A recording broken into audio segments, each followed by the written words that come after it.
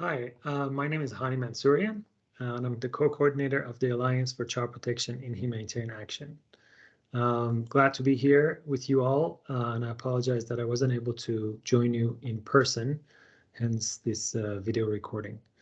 So just before I begin about the Alliance for Child Protection in Humanitarian Action is a network of operational agencies, academic institutions, policymakers, donors, and practitioners.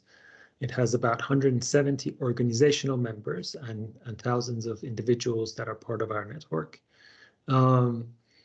We support the sector, the child protection sector, by helping set standards and develop technical guidelines to support the work of the practitioners in the field. The United Nations Children's Fund, UNICEF, currently co-leads the alliance with World Vision International. Just quickly before I begin, I just want to put out a few arguments of why prevention is important.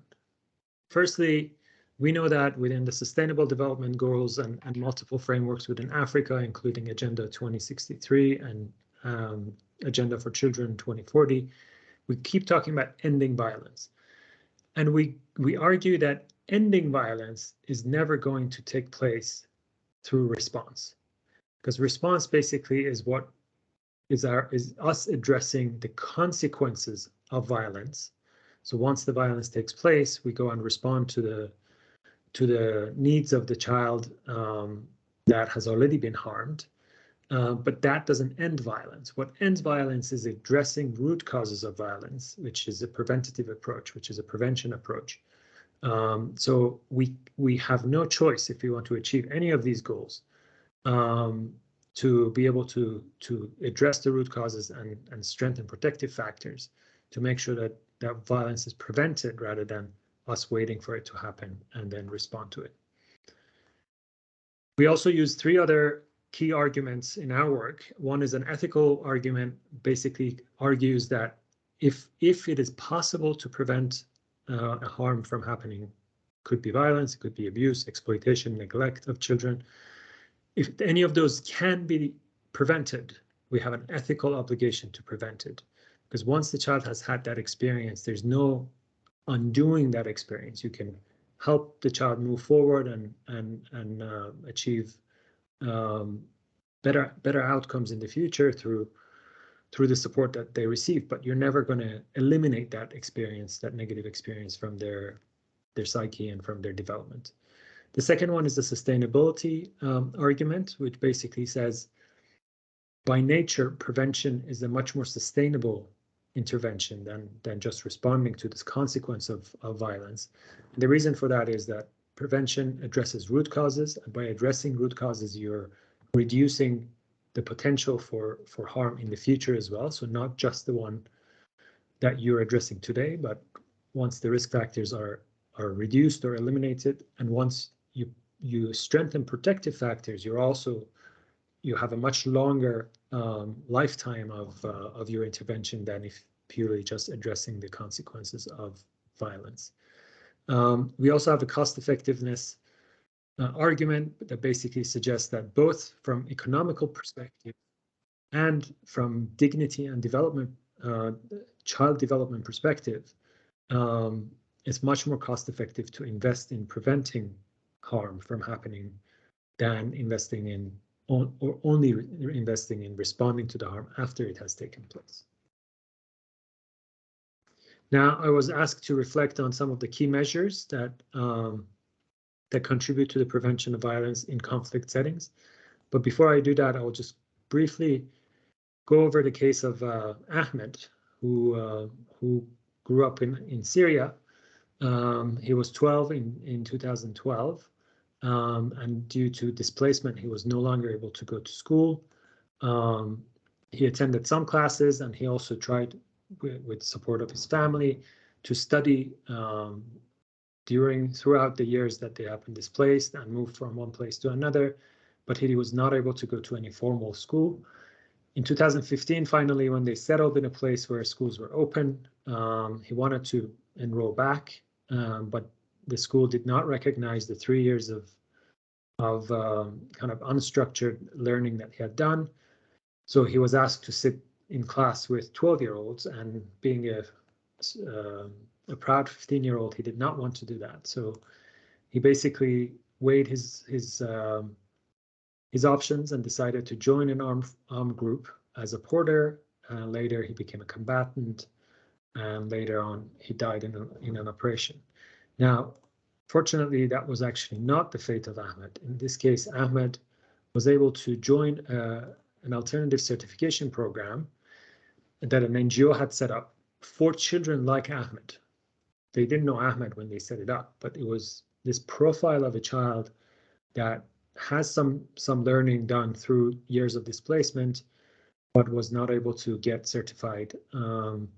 And they worked with relevant authorities to accelerate the certification process. So Ahmed was able to, a year later, to join age-appropriate level in the school and graduated from high school. This is a very typical example of a preventative program that addresses a problem that affects multiple children, or a group of children, or a subgroup of children. Within our work, I just wanted to make sure we are all on the same page. We define prevention at 3 different levels: primary prevention, secondary, and tertiary prevention. Primary prevention is what I'm talking about mostly here, which is prevention at the population level, which is done through addressing risk factors and improving protective factors for children. Secondary and tertiary prevention are often done at the individual level, even if the intervention might be a group intervention, but it's because a child is already harmed or is at high risk of harm that they go into secondary and tertiary prevention. Now, going back to the question of key measures, according to our work in the past few years on this topic, the most important element of prevention relates to a contextual analysis that can help us understand the risk and protective factors that contribute to violence, abuse, and exploitation in a specific context. Without this analysis, our preventative approaches can become more of a cookie-cutter approach of copying approaches from other contexts, and it risks not delivering and having results. Interventions that support parents and communities to better play their protective role are utmost important especially in humanitarian settings and in conflict situations. Economic strengthening and livelihood is often a major problem in conflict situations. So addressing those will help reduce some of the risks that children face. And finally, accessible and quality education is a strong protective factor that really needs to be taken very seriously, especially in conflict settings when this gets disrupted. Bottlenecks. So there are quite a number of bottlenecks, but one that is particular to conflict settings is the issue of funding and time. Oftentimes, funding is very limited and given for a very short period of time in emergency settings. Many donors and operational agencies are more interested in rapid gains, so response type activities are more attractive to them.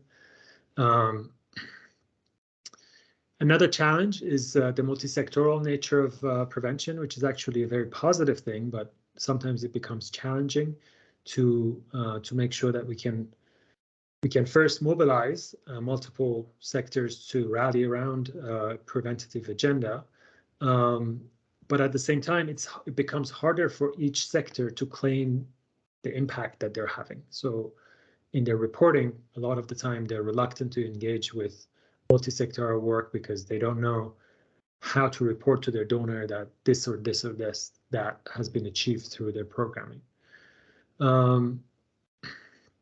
Also, we always struggle in prevention with the issue of proving that prevention actually works, because you're trying to prove something that did not take place, or what we call counterfactual, which is not very easy. And of course, a major bottleneck is also doing proper analysis and risk and protective factors. And if we don't do this analysis, as I mentioned before, we risk our interventions not being context specific and not very effective. So what can be done differently? So within the Alliance, we have developed a a framework on prevention. I won't bore you with too much detail on that. You can all access it on the Alliance website. But basically, it involves 8 key principles. It has to be context specific. Again, I've emphasized on this several times, but we are within the Alliance, we're not in favor of cookie cutter approach to prevention programming. We think that we need to do a contextual analysis to understand what risk and protective factors are before we program. Now, in early onset of emergencies, you may do certain preventative activities on a no regret basis, but that has to be limited to the early phases of emergency. Addressing multiple levels of socio-ecological structures or the social ecology of the child is extremely important to not only look at the child as a unit, but embedded within a broader context of family, community, and society.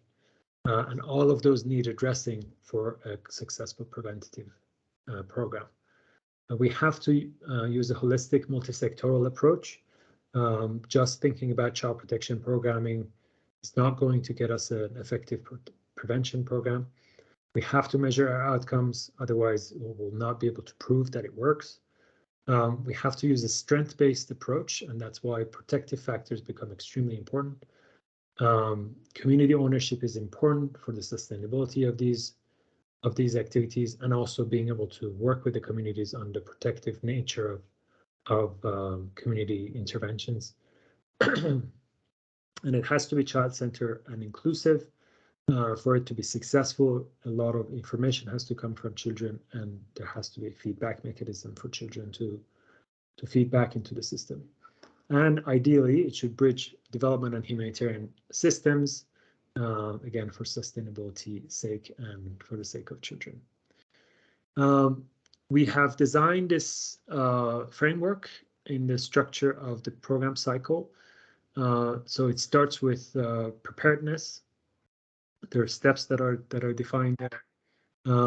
Then needs assessment is, as I mentioned, is extremely important. Then design and planning, there are steps within that are outlined in the framework, implementation and monitoring, and finally evaluation and learning. And of course, this is a cycle that continues. So we think if we go through these steps and also borrow the evidence-based interventions that are outlined in the INSPIRE package and contextualize them properly to the context, we are going to have a significant impact and be able to move the prevention agenda further, both for on the issue of violence, but also other abuse and exploitation issues that come under child protection in general. Thank you very much. I wish you a very great rest of conference, and we will be in touch. Thank you. Bye.